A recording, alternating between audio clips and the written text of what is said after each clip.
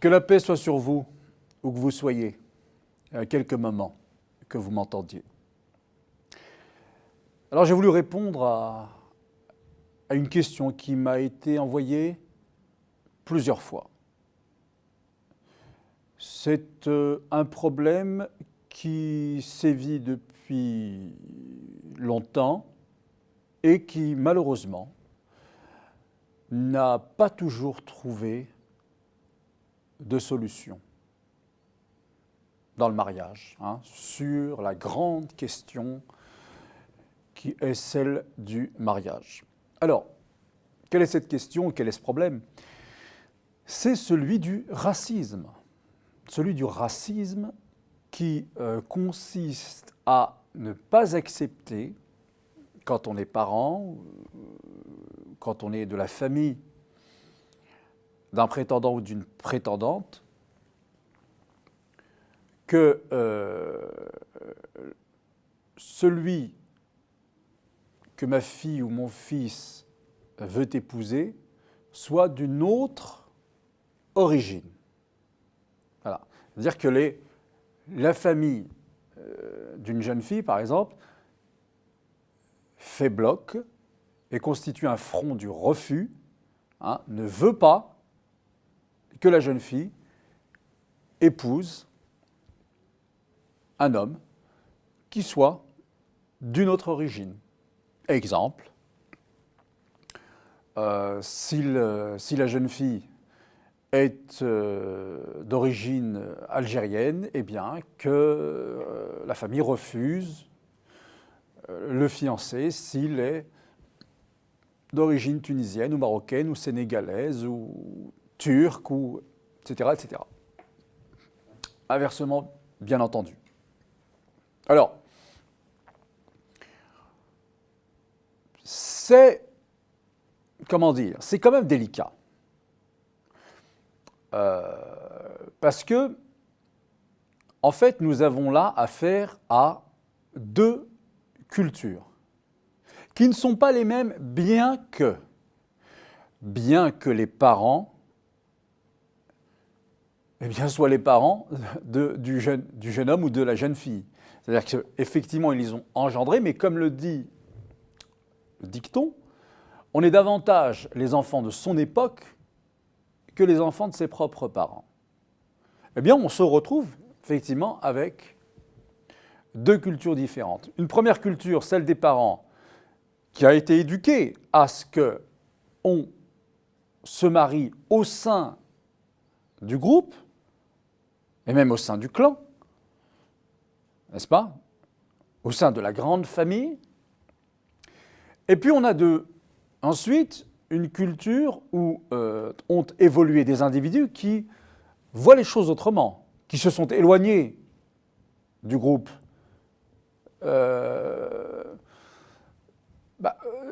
Non pas qu'ils l'aient choisi, mais par la force des choses, parce que d'abord ils ont évolué dans un pays qui n'est pas celui d'où viennent les parents, qui ont côtoyé des gens qui ne sont pas des gens issus de la petite ou de la grande famille. Et donc, une ouverture d'esprit se fait par la force des choses. On côtoie des gens à l'école, on côtoie des gens au travail, on côtoie des gens dans l'association dans laquelle à l'intérieur de laquelle on s'est investi. Eh bien, au final, on rencontre des gens. Et la première culture, celle des parents, continue d'espérer que son garçon ou sa fille épousera un garçon ou une fille qui vient de la même culture. C'est pas forcément, comment dire, c'est pas une mauvaise idée en soi au départ, c'est pas par méchanceté, jamais de la vie. C'est plus facile, on continue de garder des liens solides, donc ça part d'un bon sentiment. Cependant, de l'autre côté, ça part aussi d'un bon sentiment. Rencontrer quelqu'un qu'on apprécie, quelqu'un que l'on considère comme pouvant être un bon compagnon de vie, hein, donc quelqu'un avec qui on veut vraiment se marier. Je parle évidemment de choses quand elles sont sérieuses. Hein. Là n'est pas la question de parler de choses frivoles ou de projets qui ne sont pas sérieux. Hein. Je parle vraiment des cas bien reconnus par tous comme sérieux. C'est-à-dire que quelqu'un de raisonnable, quelqu'un de bien sous tout rapport, reconnu par tous, veut épouser une jeune fille et on lui refuse la main de cette jeune fille avec le seul argument qu'on a à lui opposer, eh bien, vous n'êtes pas de la même culture que nous. Et cela dans la famille musulmane. Hein. Je reste bien dans le cercle, dans la communauté musulmane. Par exemple, beaucoup d'ailleurs, hein, ne nous cachons pas, beaucoup d'ailleurs en souffrent quand il s'agit d'un garçon issu de pays d'Afrique subsaharienne, je pense au Sénégal, au Mali, etc., et une jeune fille, elle, issue de la communauté maghrébine, Tunisie, Maroc, Algérie. Et là, non, il en est hors de question, tu n'épouseras pas ce jeune homme, sans jamais, évidemment, puisqu'il n'existe pas, sans jamais apporter un argument tiré du Coran ou des hadiths, c'est-à-dire de la tradition prophétique. Alors non seulement il n'existe pas, mais surtout, ils viennent en contradiction avec ces prises de position. C'est-à-dire qu'au contraire, ils encouragent même ces unions.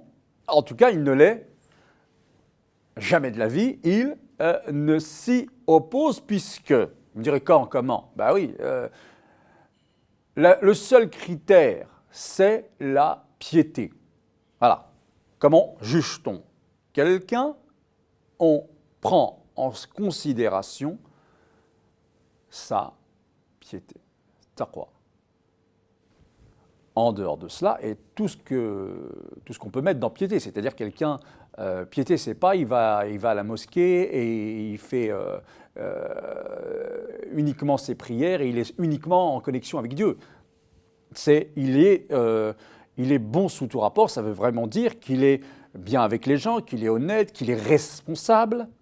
Donc tout cela étant reconnu chez quelqu'un, eh bien vous avez même cette tradition prophétique où le prophète dit, si vous refusez à un croyant la main d'une jeune fille alors qu'il est bon sur tout rapport, eh bien ce qui en résulte, ce sont des troubles sur la terre.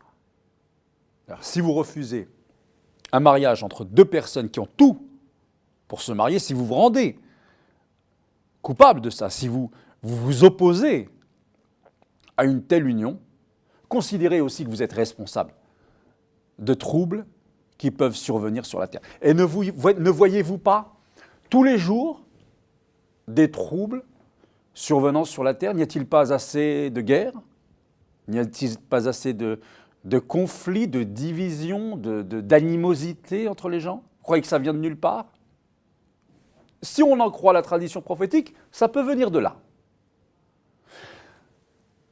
Alors, que faire? Essayer d'argumenter, de dire aux gens que c'est pas bien? Oui.